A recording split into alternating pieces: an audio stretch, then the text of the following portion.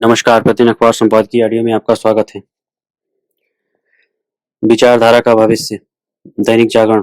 रोजगार से संकट से निपटने का वादा। हिमालय पर बढ़ते तापमान के खतरे। जनसत्ता। शहरों में प्रदूषण से युद्ध स्तर पर लड़ने की जरूरत। हिंदुस्तान। अब आर्टिकल विस्तार से। विचारधाराओं का भविष्य। दैनिक जागरण। हृदय नारायण दीक्षित उत्तर प्रदेश लेखक, विधानसभा के पूर्व अध्यक्ष हैं। गतिशील समाज चिंतनशील होते हैं। सोचने से विचार का जन्म होता है और व्यवस्थित चिंतन से विचारधारा के प्रभाव की काल अवधि होती है। पूर्व सांसद संजय निरुपम ने कहा कि एक निश्चित उम्र के बाद कोई विचारधारा मर जाती है। उन्होंने कम्युनिस्ट विचारधारा का उल्लेख किया कि 1917 में रूस में कम्युनिज्म आया और दुनिया भर में फैला। 1991-92 तक कम्युनिज्म करीब करीब खत्म हो गया। अब क्यूबा, उत्तर कोरिया और चीन के अलावा दुनिया के किसी भी देश में कम्युनिस्ट विचारधारा का खास प्रभाव नहीं है। विचारधाराओं का जन्म और उनकी उम्र भारतीय संदर्भ में विचारणीय है। भारत में वैदिक काल के दौरान भी अनेक विचार थे। एक विचार था कि संसार को किसी देवी शक्ति या परमात्मा ने बनाया है। दूसरा विचार था कि सृष्टि का उद्भव और विकास प्राकृतिक विकास के सिद्धांत के अनुसार हुआ है। जहां अनेक विचारधाराएं फलती फूलती रही हैं। बुद्ध, जैन सहित प्राचीन काल में 8 विचारधाराएं थी। इनमें ईश्वरवादी और अनीश्वरवादी दोनों विचारधाराएं थी। असहमति को आदर प्राप्त था। तर्क और प्रश्न की परंपरा थी। विचारधाराओं में टकराव नहीं, समन्वय था। स्वाधीनता संग्राम के समय गांधी जी के नेतृत्व में एक विशेष राष्ट्रवादी विचारधारा पनपी। गांधी जी राष्ट्रवादी थे। उनके राष्ट्रवाद का केंद्रीय तत्व हिंदुत्व था। हिंदुत्व अपने मूल चरित्र में ही सभी मतों और विचारधाराओं के प्रति आदर भाव से युक्त था। यहाँ अपने ढंग की पंथ निरपेक्षता थी। गांधी जी की पंथ निरपेक्षता सरपंथ संभाव थी। निरुपम ने कहा कि नेहरूवादी सेकुलरिज्म भारतीय संस्कृति और धर्म का विरोधी था। नेहरू का सेकुलरिज्म गांधी जी से दूर और कम्युनिस्टों के निकट था। गांधी जी की पंथ निरपेक्षता धर्म और संस्कृति से परिपूर्ण है। नेहरू जी ने ठीक कहा है कि नेहरूवादी सेकुलरिज्म की विचारधारा अब समाप्त हो चुकी है। कांग्रेस अप्रासंगिक हो चुकी है। सेकुलरिज्म भारतीय विचार नहीं है। यह चर्च और यूरोपीय राजाओं के संघर्ष में समझौते का परिणाम था। सेकुलरिज्म का अनुवाद संसारवादी, इहलोकवादी है, मगर भारतीय राजनीति के एक बड़े हिस्से में इसका अर्थ संप्रदाय विशेष का तुष्टीकरण है। सनातन धर्म का विरोध है, जबकि धर्म भारत का नियामक तत्व है। नेहरूवादी पंथ निरपेक्षता में धर्म से दूरी का आग्रह है। बड़े बड़े लोग भी धार्मिक आयोजनों से दूर रहते थे। संप्रति भारत का वातायन धर्म आपूरित हो गया। छद्म सेकुलरिज्म की विचारधारा का अंत हो चुका है। कथित सेकुलर, लिबरल और वामपंथी तत्व अब शोध का विषय बन गए हैं। कम्युनिस्ट विचार 1955 में भारत आया था। अल्प अवधि में ही यह विचारधारा समाप्त हो गई। अब केरल को छोड़ किसी राज्य में वामपंथी सरकार नहीं है। यह विचारधारा का अंत हो चुका है।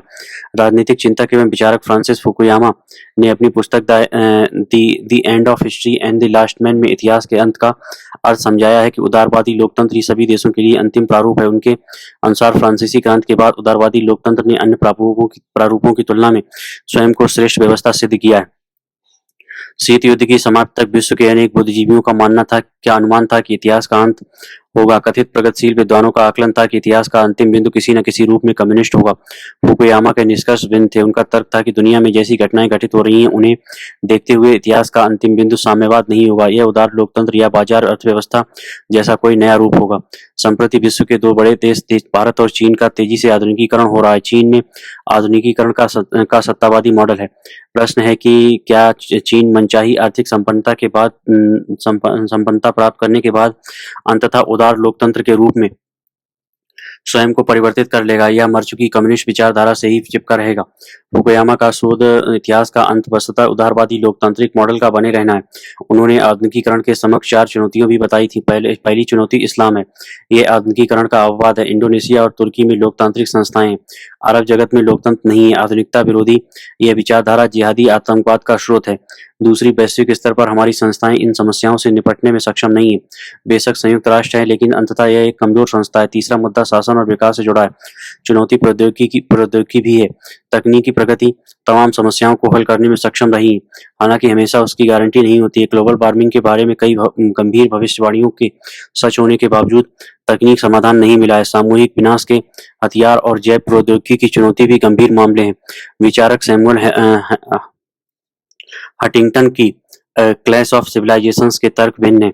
वह लोकतंत्र और आधुनिकीकरण के स्तर को इतिहास का अंत नहीं मानते। उनके अनुसार संस्कृति तमाम देशों के बीच मतभेद का कारण बनी रहेगी। उन्होंने सभ्यताओं के संघर्ष को अनिवार्य बताया है। भारत में जाति पंथ जैसे विभेदक तत्व हैं, किंतु एक संस्कृति के प्रभाव में भारत सबसे बड़ा आधुनिक लोकतंत्र है। भारत जैसी सांस्कृतिक निरंतरता कहीं नहीं दिखती। भारतीय संस्कृति और समाज में देश काल के अनुसार आत्म रूपांतरण की क्षमता है। भारत की राष्ट्रवादी विचारधारा में पुनर्नवा शक्ति है। काल वाह अलग होता रहता है, काल संगत जुड़ता रहता है, से यहाँ लोकतांत्रिक संस्थाएं हैं। आधुनिकीकरण का प्रवाह तेज है। विचारधाराएं यहाँ संस्कृति से प्रेरित और उसी से जीवन रस लेती हैं। यहाँ सभी विचारों का स्वागत है, इसलिए पंथ, मजहब, मत, मजहब और रिलीजन साथ साथ रहते हैं। विश्व के किसी भी देश में तमाम आस्थाओं वाली विचार भिन्नता के बावजूद शांतिपूर्ण सहअस्तित्व का भारत जैसा उदाहरण नहीं मिलता है। रोजगार के संकट से निपटने का वादा। अमिताभ दुबे, लेखक, कांग्रेस की घोषणा पत्र समिति के सदस्य हैं। सत्ता में रहते हुए भाजपा की एक दशक की विफलताएं किसी से छिपी नहीं है। आज देश में असमानता चरम पर है, बेरोजगारी आसमान छू रही है। ग्रामीण भारत गंभीर संकट से जूझ रहा है और लोकतांत्रिक संस्थाओं को खोखला कर दिया गया है। अब लोगों को सपना दिखाया जा रहा है कि वे चमत्कारिक ढंग से होने जा रही प्रगति के लिए 2047 में अमृत काल की प्रतीक्षा करें, लेकिन देश के मौजूदा हालात के बीच किसी को सही मायने में लोगों का प्रतिनिधित्व करना होगा और शासन की बागडोर संभालनी होगी। कांग्रेस के पास इसका अनुभव है। उसने इन संस्थाओं का निर्माण किया है जिनमें से अधिकांश को आज ध्वस्त किया जा रहा है। कांग्रेस ही आर्थिक उदारीकरण लाई और मनरेगा और राष्ट्रीय खाद्य सुरक्षा अधिनियम के माध्यम से सामाजिक सुरक्षा का आवरण बनाया, जो कोविड और उसके बाद के संकट से भारत को बचाने में सक्षम हुआ। पिछले दिनों राहुल गांधी की भारत जोड़ो यात्रा में बड़ी संख्या में बेरोजगार शामिल हुए। राहुल गांधी ने उन्हें ध्यान से सुना और समझा। देश की बड़ी संख्या में युवाओं के लिए नौकरियां मुख्य आर्थिक चुनौती है। कारपोरेट टैक्स में छूट और छोटे व्यवसायों के खिलाफ भेदपूर्ण नीतियां सहित बड़े पूंजीपति घरानों पर मोदी सरकार के अत्यधिक ध्यान के कारण नौकरियों के कम अवसर उत्पन्न हो रहे हैं। अत्यधिक श्रम बल सर्वेक्षण PLSF के डाटा का इस्तेमाल करते हुए अर्थशास्त्री संतोष मेहरोत्रा ने अनुमान लगाया है कि देश में बेरोजगारियों की संख्या 2012 में 1 करोड़ से बढ़कर 2022 में 4 करोड़ हो गई है। अजीज प्रेमजी यूनिवर्सिटी की state of working India 2023 report में पाया गया है कि 25 साल से कम उम्र के 42% स्नातक बेरोजगार हैं। हम ऐसे न्यू इंडिया में रहते हैं जहां इंजीनियर, कुली और PhD होल्डर रेलवे में चपरासी के रूप में काम करने को मजबूर है। कांग्रेस के घोषणा पत्र में इस संकट से दो तरह से निपटने की योजना है। इसका तात्कालिक समाधान सरकारी नौकरियों का विस्तार है। भर्ती भरोसा प्लान के तहत इसमें केंद्र सरकार के विभिन्न विभागों, केंद्रीय शैक्षिक संस्थानों, अस्पतालों, स्वास्थ्य सेवा केंद्रों और अर्धसैनिक बलों में 30 लाख पदों पर भर्ती का वादा है। अभी देश में कर्मचारियों की अत्यधिक कमी है। अर्थशास्त्री कार्तिक मुरलीधरन के अलावा भारत में प्रति 1000 लोगों पर केवल 16 सरकारी कर्मचारी हैं। अर्थशास्त्री कार्तिक मुरलीधरन के अनुसार भारत में प्रति 1000 लोगों पर केवल 16 कर्मचारी हैं, जबकि अमेरिका में 77, चीन में 57 और नॉर्वे में 159 हैं। हालांकि सरकार ही सब कुछ नहीं कर सकती है। निजी क्षेत्र में मिलने वाले रोजगार के अवसर इस समस्या का मुख्य समाधान है। शुरुआत के लिए पहली नौकरी योजना 25 वर्ष से कम उम्र के स्नातक और डिप्लोमा धारकों को 1 लाख रुपए सालाना वेतन के साथ 1 साल की अप्रेंटिसशिप का अधिकार प्रदान करेगी। अप्रेंटिसशिप से अलग कांग्रेस एक रोजगार लिंक्ड प्रोत्साहन ELI योजना शुरू करेगी, जो कंपनियों को सुरक्षित और अच्छी गुणवत्ता की नौकरियों के अवसर बनाने के लिए टैक्स में छूट देगी। मौजूदा उत्पादन लिंक्ड प्रोत्साहन PLI योजना ने ज्यादातर इलेक्ट्रॉनिक्स, ऑटोमोबाइल और फार्मास्यूटिकल जैसे पूंजी प्रोत्साहन क्षेत्रों को सब्सिडी दी है, जहां अतिरिक्त नौकरियों के अवसर अपेक्षाकृत कम पैदा होते हैं। कई युवा अपना खुद का व्यवसाय भी स्थापित करना चाहते हैं, लेकिन उनके पास फंड नहीं है। 40 साल से कम उम्र के युवाओं के लिए कांग्रेस 5000 करोड़ रुपए का एक युवा रोशनी फंड स्थापित करेगी। इससे भारत के हर जिले में व्यवसायों को धन उपलब्ध करने के लिए अनिवार्य किया जाएगा। कांग्रेस ने यह जानने के लिए सामाजिक, आर्थिक, जाति जनगणना का वादा किया है कि हमारे समाज में संसाधनों का वितरण कैसा है। शारीरिक सुरक्षा का डर अभी भी कई महिलाओं को नागरिक और श्रमिक के रूप में पूरी तरह से भागीदारी से रोकता है। इसका एक समाधान सरकारी निर्णयों में महिलाओं की भागीदारी को बढ़ाना है, ताकि महिलाओं के हितों और दृष्टिकोण को बेहतर ढंग से उभारा जा सके। स्थानीय सरकार में महिलाओं के आरक्षण का पंचायत की प्राथमिकताओं पर खासा प्रभाव पड़ा है। कांग्रेस संसद और विधानसभाओं में महिलाओं के लिए 33% सीटें आरक्षित करने के सरकार के अस्पष्ट वादे को तुरंत लागू करेगी। पार्टी इसे आगे बढ़ाते हुए 2025 से केंद्र सरकार की सभी नई नौकरियों में महिलाओं को 50% आरक्षण देगी। असुरक्षा की भावना महिलाओं की श्रम शक्ति भागीदारी को भी बाधित करती है। महिलाएं केवल वहीं जाएंगी जहां अच्छी गुणवत्ता और नियमित वेतन वाली नौकरियां हैं, उन्हें अच्छी सुविधाएं मिलें। इसके लिए कांग्रेस कामकाजी महिलाओं के हॉस्टल की संख्या दोगुनी करेगी। अपराधों की रिपोर्ट करते समय कई महिलाओं की मुश्किलों और असंवेदनशीलता का सामना करना पड़ता है। इसका मुकाबला करने के लिए कांग्रेस महिलाओं को जानकारी और कानूनी सहायता प्रदान करने के लिए प्रत्येक पंचायत में एक अधिकार मैत्री नियुक्त करेगी। पिछले दशक में हमारी लोकतांत्रिक संस्थाओं पर सुनियोजित ढंग से हमला किया गया है। कांग्रेस के घोषणा पत्र में सबको भयमुक्त करने का वादा किया गया है। यह व्यवसाय, नागरिक, संस्थान सभी पर लागू होता है। इसके लिए मानहानि को अपराध की श्रेणी से बाहर किया जाएगा। निजता का अधिकार दिया जाएगा, व्यक्तिगत विकल्पों में स्वतंत्रता, वीवीपैट की अनिवार्यता, पुलिस एवं जांच एजेंसियां कानून के अनुसार काम करें, यह सुनिश्चित होगा। कुल मिलाकर कांग्रेस आम चुनाव में जीतती है तो डर के बजाय आशा पर ध्यान केंद्रित करेगी और भारतीयों को प्रजा के बजाय नागरिक होने का गौरव फिर से बहाल करेगी। हिमालय पर बढ़ते तापमान के खतरे, जनसत्ता। प्रमोद भार्गव लेखक, कांग्रेस की घोषणा पत्र समिति के सदस्य हैं। संपूर्ण हिमालय के पहाड़ और भूभाग 21वीं शताब्दी के सबसे बड़े बदलाव के खतरनाक दौर से गुजर रहे हैं। इसकी स्थायी हिम रेखा 100 मीटर पीछे खिसक चुकी है। यह जाड़ों के तापमान 1 डिग्री बढ़ने से यहाँ जाड़ों में तापमान 1 डिग्री बढ़ने से हिमखंड 3 किलोमीटर तक सिकुड़ चुके हैं। नतीजतन बर्फबारी का ऋतुचक्र 1.5 महीने आगे खिसक गया है। हिमालय क्षेत्र में जो बर्फबारी दिसंबर जनवरी माह में होती थी, इस वर्ष वह फरवरी मध्य से शुरू होकर मार्च तक चली। उत्तराखंड के वाडिया हिमालय भू विज्ञान संस्थान के वैज्ञानिकों ने 1901 से लेकर 2018 तक के जलवायु अनुसंधान इकाई के आंकड़ों का विश्लेषण करके निष्कर्ष निकाला है कि तापमान ऐसे ही बढ़ता रहा तो 8 से 10 साल के भीतर हिमालय पर बर्फबारी का मौसम पूरी तरह परिवर्तित हो जाएगा या बर्फबारी की मात्रा घट जाएगी। बीते एक दशक में सर्दी में तापमान तो बढ़ा है जबकि गर्मी का स्तर है, इसलिए हिमालय में गर्मी ज्यादा समय बनी रहती है। ये बदलते हालात हिमालय के जीव जंतुओं और वनस्पतियों के लिए खतरे की घंटी है। हिमालय पर 4 से 5,000 स्थायी बर्फीली रेखा हिमालय पर 4 से 5,000 मीटर ऊपर होती है। यह स्थायी बर्फ के कारण बनती है। इसके 3,000 मीटर नीचे तक वनस्पतियां नहीं होती। इस रेखा के पीछे खिसकने से जहां पहले कम तापमान में हिमपात होता था, वहां अब बारिश होने लगी है। परिणाम स्वरूप हिमालय के कई किलोमीटर क्षेत्र से बर्फ विलुप्त होने लगी है। इस सिलसिले में वाडिया संस्थान के वैज्ञानिकों का कहना है कि मौसम चक्र बदलने का सबसे ज्यादा असर देश के पूर्वोत्तर भाग में हुआ है। सुदूर संवेदन उपग्रह के आंकड़े बताते हैं कि अरुणाचल प्रदेश में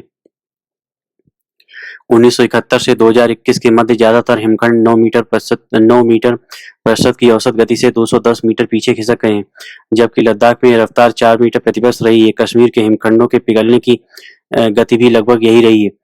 यहाँ आज गंगोत्री मंदिर है। यहाँ कभी हिमखंड हुआ करता था, परंतु जैसे जैसे तापमान बढ़ा और ऋतुचक्र बदला, वैसे वैसे हिमखंड सिकुड़ता चला गया। 1817 से लेकर अब तक यह 18 किलोमीटर से ज्यादा पीछे खिसक चुका है। 1971 के बाद से हिमखंडों के पीछे हटने की रफ्तार 22 मीटर प्रतिवर्ष रही है। कुछ साल पहले गोमुख के विशाल हिमखंड का एक हिस्सा टूटकर भागीरथी यानी गंगा नदी के उद्गम स्थल पर गिरा था। हिमालय के हिमखंडों का इस तरह से टूटना प्रकृति का अशुभ संकेत माना गया। इन टुकड़ों को गोमुख से 18 किलोमीटर दूर गंगोत्री के भागीरथी के तेज प्रवाह में बहते देखा गया था।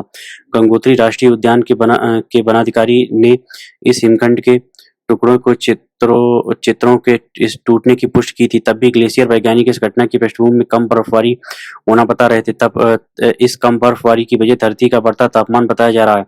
अगर कालांतर में धरती पर गर्मी इसी तरह बढ़ती रही और हिमखंड क्षरण होने के साथ टूटते भी रहे तो इसका असर समुद्र का जलस्तर बढ़ने और नदियों के अस्तित्व पर पड़ना तय है। हिमखंडों के टूटने का सिलसिला बना रहा तो समुद्र का जलस्तर बढ़ेगा, जिससे कई लघुद्वीप और समुद्र तटीय शहर डूबने लग जाएंगे। अब तक हिमखंडों के पिघलने की जानकारियां तो आती हैं, किंतु किसी हिमखंड के टूटने की घटना अपवाद स्वरूप ही सामने आती है। हालांकि कुछ समय पहले ही ऑस्ट्रेलियाई वैज्ञानिकों की ताजा अध्ययन रिपोर्ट से पता चला है कि ग्लोबल वार्मिंग से बढ़े समुद्र के जलस्तर ने प्रशांत महासागर के 5 द्वीपों को जलमग्न कर दिया है।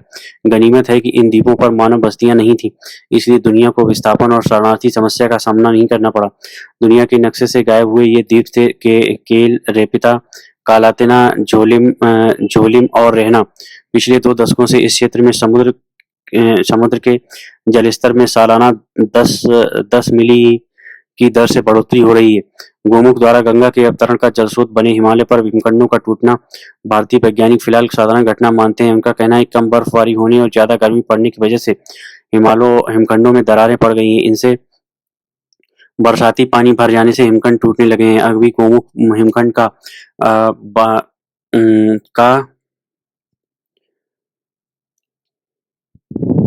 12वीं तरफ का एक हिस्सा टूटा है। उत्तराखंड के जंगलों में हर साल लगने वाली आग की आंच ने भी हिमखंडों को कमजोर किया है। अब आंच और धुएं से बर्फीली शिलाओं के ऊपर जमी कच्ची बर्फ तेजी से पिघलती गई। इस कारण दरारें भर नहीं पाई। अब वैज्ञानिक ये आशंका भी जता रहे हैं कि धुएं से बना कार्बन अगर शिलाओं पर जमा रहा तो भविष्य में नई बर्फ जमनी मुश्किल होगी। हिमखंडों का टूटना नई बात है, लेकिन इनका पिघलना नई बात नहीं है। शताब्दियों से प्राकृतिक रूप से हिमखंड पिघलकर नदियों की अविरल जलधारा बनते रहे हैं। मगर भूमंडलीकरण के बाद प्राकृतिक संपदा से दोहन पर आधारित औद्योगिक विकास से उत्सर्जित कार्बन ने इनके पिघलने की तीव्रता बढ़ा दी। एक शताब्दी पूर्व भी हिमखंड पिघलते थे, लेकिन बर्फ गिरने के बाद इनका दायरा निरंतर बढ़ता गया था। इसलिए गंगा और यमुना जैसी नदियों का प्रवाह बना रहा, पर 1950 के दशक से इनका दायरा 3 से 4 मीटर प्रतिवर्ष घटना शुरू हो गया। 1990 के बाद यह गति और तीव्र हो गई। इसके बाद से गंगोत्री के हिमखंड और हर वर्ष 5 से 20 मीटर की गति से पिघल रहे हैं। कमोबेश यही स्थिति उत्तराखंड के 5 अन्य हिमखंडों सतोपथ, मिलाम, नीति, नंदा देवी और चोराबाड़ी की है। भारतीय हिमालय में कुल 9,975 हिमखंड हैं। इनमें 900 उत्तराखंड में आते हैं। इन हिमखंडों से ही ज्यादातर नदियां निकली हैं, जो देश की 40% आबादी को पेयजल, सिंचाई और आजीविका के अनेक संसाधन उपलब्ध कराती हैं। पर हिमखंडों के पिघलने और टूटने का यही सिलसिला बना रहा तो देश के पास ऐसा कोई उपाय नहीं है कि वह इन नदियों से जीवन यापन कर रही 50 करोड़ आबादी को रोजगार और आजीविका के वैकल्पिक संसाधन दे सके। बढ़ते तापमान को रोकना आसान नहीं है, मगर औद्योगिक गतिविधियों को विराम देकर एक हद तक रोक सकते हैं। पर्यटन के चलते मानवीय गतिविधियां हिमालयी क्षेत्रों में बढ़ रही हैं, उन पर भी अंकुश लगाने की जरूरत है। इसके अलावा हमारी ज्ञान परंपरा में हिमखंडों की सुरक्षा के जो उपाय उपलब्ध हैं, उन्हें महत्व देना होगा। शहरों में प्रदूषण से युद्ध स्तर पर लड़ने की जरूरत है। हिंदुस्तान हाल ही में जारी विश्व वायु गुणवत्ता रिपोर्ट 2023 की किसे चिंता है। भारत में वायु प्रदूषण को महत्वपूर्ण राष्ट्रीय चुनावी मुद्दा होना चाहिए था, पर दुर्भाग्य से ऐसा नहीं है। दुनिया में हर जगह की तरह भारत में भी हवा का गुणवत्ता स्थानीय विषय होती है, इसलिए इसे राज्य या स्थानीय सरकारों के हाथों में सौंप दिया जाता है। जिम्मेदारी स्पष्ट है। फिर भी दुनिया के 50 सबसे प्रदूषित शहरों में 42 भारतीय शहर 10 राज्यों में शामिल का होना स्पष्ट रूप से दर्शाता है कि वायु गुणवत्ता की उपेक्षा की समस्या एक व्यापक राष्ट्रीय मुद्दा है। अगर प्रदूषण का मुद्दा राष्ट्रीय चुनावों में या किसी भी स्तर के चुनाव में सामने नहीं आता है, तो क्या इसकी वजह यह है कि मतदाताओं को इसकी परवाह नहीं है? क्या ऐसा इसलिए है क्योंकि शहरी वायु प्रदूषण को विकास और नौकरियों के साथ अनिवार्य माना जाता है? बिना सर्वेक्षण के यह कहना नामुमकिन है, लेकिन जिन वजहों से ग्रामीण प्रवासी शहरों में अस्थायी प्रवासी बनना पसंद करते हैं और अपने परिवारों के साथ शहर नहीं जाते हैं, तो इसकी वजह उनके गाँव की साफ हवा है। बड़ी संख्या में लोग हैं जिनको अगर गांव में ही रोजगार मिल जाए तो वे शहर जाना पसंद नहीं करेंगे। भारतीय संविधान में भी वायु गुणवत्ता का विशेष उल्लेख नहीं किया गया है। नई दिल्ली दुनिया की सबसे प्रदूषित राजधानी है, जिसने बांग्लादेश के ढाका को भी आसानी से पीछे छोड़ दिया है। एक केंद्र शासित प्रदेश के रूप में दिल्ली अपनी स्वयं की विधायिका एवं विधिवत निर्वाचित सरकार के बावजूद एक पूर्ण राज्य नहीं है। इसे केंद्र सरकार के साथ कदम से कदम मिलाते हुए चलना पड़ता है और भ्रम की स्थिति बन जाती है कि यह किसके शासन की छत्रछाया में है। वैसे वायु प्रदूषण पर आमतौर पर केंद्र सरकार और दिल्ली राज्य सरकार के बीच उद्देश्य का कोई टकराव नहीं होना चाहिए, लेकिन दिल्ली के आसपास के राज्य अक्टूबर से दिसंबर के महीनों के दौरान खरीफ की फसल के अवशेषों को जलाने पर काबू पाने में नाकाम या अनिच्छुक रहते हैं। अकादमिक शोध पत्रों और रिपोर्टों में पेश किए गए समाधानों की भरमार के बाद भी दिल्ली की समस्या पड़ोसी राज्यों के साथ किसी समझौते तक पहुंचने में नाकाम रहती है। दिल्ली के अंदर वाहनों से होने वाला प्रदूषण को नियंत्रित करने की दिशा में एकमात्र पहल बिजली या बैटरी से चलने वाली बसों की शुरुआत रही है, जो अक्सर शहर की सड़कों पर खाली चलती हैं क्योंकि उनके मार्गों को तर्कसंगत नहीं बनाया गया है। 15वें वित्त आयोग ने वायु प्रदूषण के प्रयासों के लिए केवल 10 लाख से ज्यादा आबादी वाले शहरों को लक्ष्य बनाया है। इन शहरों को million plus challenge fund MCS मिलता है। हाल ही में समाप्त हुए वित्त वर्ष 2023-24 में MCF सूची के सभी शहरों के लिए कुल राशि 2,431 करोड़ रुपए थी। ध्यान रहे, यहाँ भी दिल्ली, चंडीगढ़ और श्रीनगर केंद्र शासित प्रदेशों के शहरों के रूप में MCF के तहत नहीं आते हैं। पटना विश्व वायु गुणवत्ता रिपोर्ट में सबसे प्रदूषित शहरों की सूची में 22वें स्थान पर है। पटना MCF सूची में है, पर किसी MCF शहर को अपना 100% आवंटन पाने के लिए पार्टिकुलर मैटर में 15% की कमी और 200 से कम QI वाले दिनों की संख्या में 15% की वृद्धि दिखाना चाहिए। यदि पटना 2023-24 में इन शर्तों पर उत्तीर्ण होता तो उसे 113 करोड़ रुपए का तय बजट मिलता, जो उसके अच्छे कामों का इनाम होता। ध्यान रहे, दुनिया का सबसे प्रदूषित शहर बेगूसराय एमसीएफ सूची में नहीं है। इसके साथ ही 39 अन्य भारतीय शहर भी आबादी के हिसाब से बहुत छोटे हैं। हालांकि उनमें से कुछ एमसीएफ सूची का हिस्सा हो सकते थे। जाहिर है एमसीएफ और उसकी शर्तों में सुधार होना चाहिए। गरीब आबादी वायु प्रदूषण से सबसे ज्यादा पीड़ित है। हमें अंतर्राज्यीय और राज्य स्थानीय भागीदारी के माध्यम से अभियान मुद्रा में आकर वायु प्रदूषण को कम करने की दिशा में आगे बढ़ना होगा। इसकी सख्त जरूरत है क्योंकि ये नागरिकों की जिंदगी और मौत का मामला है। धन्यवाद।